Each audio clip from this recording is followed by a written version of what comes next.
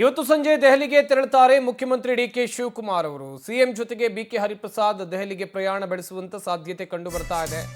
KPCC ಅಧ್ಯಕ್ಷ BK Hariprasad ಕೂಡ ದೆಹಲಿಗೆ ತೆರಳುತ್ತಾರೆ ಮುಖ್ಯಮಂತ್ರಿಗಳ ಜೊತೆಯಲ್ಲಿ. ಈಗಾಗಲೇ ಖಾತೆ ಹಂಚಿಕೆ ವಿಚಾರದಲ್ಲಿ ಅಥವಾ ಸಚಿವ ಸಂಪುಟ ವಿಸ್ತರಣೆ ವಿಚಾರದಲ್ಲಿ ಒಂದಷ್ಟು ಗೊಂದಲಗಳು ಇವೆ. ಕೆಪಿಸಿಸಿ ಅಧ್ಯಕ್ಷ ಬಿಕೆ ಹರಿಪ್ರಸಾದ್ ಕೂಡ ದೆಹಲಿಗೆ ತೆರಳುವಂತ ಸಾಧ್ಯತೆ ಇದೆ. ಸಂಜೆ 4 ಗಂಟೆಗೆ ಉಭಯ ನಾಯಕರು ದೆಹಲಿಗೆ ತೆರಳುತ್ತಾರೆ. ನಾಳೆ ಬೆಳಗ್ಗೆ ದೆಹಲಿಯಿಂದ ವಾಪಸ್ ಆಗಲಿದ್ದಾರೆ ಮುಖ್ಯಮಂತ್ರಿ ಡಿಕೆ ಶಿವಕುಮಾರ್. ಬಹುತೇಕ ನಾಳೆ ನೂತನ ಸಚಿವರಿಗೆ ಖಾತೆ ಹಂಚಿಕೆ ಸಾಧ್ಯತೆ ಕಂಡು ಬರ್ತಾ ಇದೆ. ಖಾತೆ ಹಂಚಿಕೆ ಮಾಡುವಂತ ವಿಚಾರ ಸಚಿವರೇನೋ ಪ್ರಮಾಣ ವಚನ ಸ್ವೀಕಾರ ಮಾಡಿದ್ದಾರೆ, ಆದರೆ ಯಾರಿಗೂ ಕೂಡ ಖಾತೆ ಹಂಚಿಕೆ ಆಗಿಲ್ಲ. ಎರಡನೇ ಸಚಿವ ಸಂಪುಟ ವಿಸ್ತರಣೆ ಆದ ಬಳಿಕ ಈಗ ಖಾತೆ ಹಂಚಿಕೆ ಸರ್ಕಸ್ ದೊಡ್ಡ ಮಟ್ಟದಲ್ಲಿ ನಡೀತಾ ಇದೆ.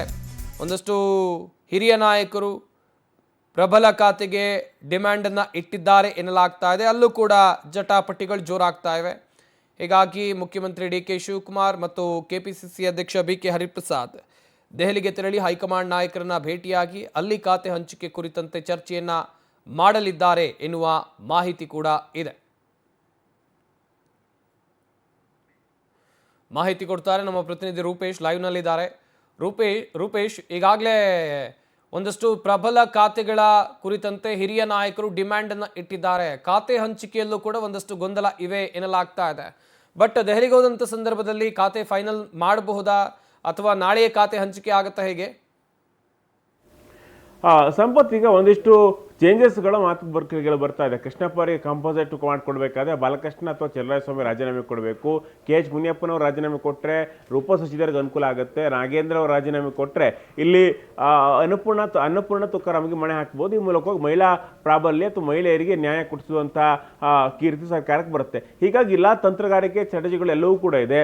ಅಸಮಾಧಾನದ ರಿಪೋರ್ಟ್ ತೆಗೆದುಕೊಂಡು CM ದೆಹಲಿಗೆ ಹೋಗ್ತಾ ಇದ್ದಾರೆ. ಆ ಸಂದರ್ಭದಲ್ಲಿ ಖಾತೆ ಹಂಚಿಕೆ ಬಗ್ಗೆನೂ ಕೂಡ ಚರ್ಚೆಯನ್ನು ಮಾಡ್ತಾರೆ. ಯಾಕಂತ ಹೇಳಿದ್ರೆ ಈಗ ಹೈಕಮಾಂಡ್ ಕಡೆಯಿಂದಲೇ ಖಾತೆ ಹಂಚಿಕೆ ಸಂಬಂಧಪಟ್ಟಂತೆ ಒಂದಿಷ್ಟು ಸ್ಪಷ್ಟನೆಗಳು ಬಂದ್ರೆ, ಹೈಕಮಾಂಡ್ ಹೇಳಿದವರಿಗೆ ಈ ಖಾತೆಗಳನ್ನು ಕೊಟ್ಟಿದ್ದೀವಿ ಅಂತೇಳಿ ಬಂದ್ರೆ ರಾಜ್ಯದಲ್ಲಿ ಅಸಮಾಧಾನಗಳಿರೋದಿಲ್ಲ. ಅದೇ CM KPC ಅಧ್ಯಕ್ಷರು ಕೂತ್ಕೊಂಡು ಏನೋ ಚರ್ಚೆ ಮಾಡಿ ಖಾತೆ ಹಂಚಿಕೆಯನ್ನು ಮಾಡಿದ್ರೆ ಮತ್ತೆ ಸಮಸ್ಯೆಗಳು ಶುರು ಆಗುತ್ತೆ. ಅದಾದ ಬಳಿಕ ಮತ್ತೆ ತಲೆನೋವು. ಇದ್ಯಾವುದು ರಗಳೇನೇ ಬೇಡ ಅಂತೇಳಿ CM ಹಾಗೆ KPC ಅಧ್ಯಕ್ಷ ಬಿಕೆ ಹರಿಪ್ರಸಾದ್ ಅವರು ದೆಹಲಿಗೆ ಹೋಗ್ತಾ ಇದ್ದಾರೆ. ಇವತ್ತು ಸಂಜೆ ಅಷ್ಟೊತ್ತಿಗೆ ದೆಹಲಿಗೆ ಪ್ರಯಾಣವನ್ನು ಬೆಳೆಸ್ತಾರಂತೇಳಿ ಹೇಳಲಾಗ್ತಾ ಇದೆ. ಇವತ್ತು ದೆಹಲಿಯಲ್ಲಿ ಹೈಕಮಾಂಡ್ ನಾಯಕರನ್ನು ಭೇಟಿಯಾಗಿ ಒಂದ್ ಕಡೆ ಅಸಮಾಧಾನದ ರಿಪೋರ್ಟ್ ಅನ್ನು ಕೊಟ್ಟು ಏನಾದರೂ ಬದಲಾವಣೆ ಮಾಡಬೇಕಾ, ಬದಲಾವಣೆ ಮಾಡೋದವ್ರು ಯಾರನ್ನ ಬದಲಾವಣೆ ಮಾಡಬೇಕು ಅಂತ ಹೈಕಮಾಂಡ್ ಇಂದ ಅನುಮತಿಯನ್ನು ಪಡ್ಕೊಳ್ಬೇಕು.